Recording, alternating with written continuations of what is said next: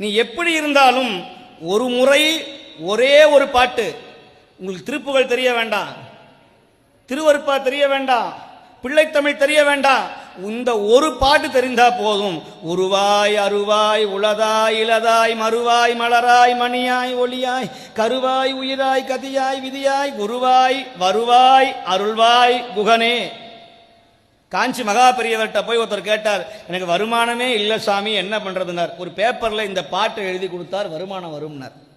என்னங்க இந்த பாட்டை எழுதுனா வருமானம் வருமா? டே அதுலயே இருக்குடா பாடுறா அப்படின்னார்.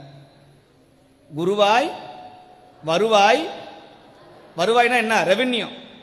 ரெவென்யூ துறைக்கு பேர் என்ன? வருவாய் துறைன்னு பேரு. வருவாய் குருவாய் வருவாய் அருள்வாய் குகனே, பாடுறா, காசு அதுலயே இருக்குடா போடா அப்படின்னாராம். அந்த மாதிரி இந்த வேலை வச்சு வழிபாடு செய்ய வைக்கணுங்கிறது முருகனுடைய எங்களுடைய உத்தரவு.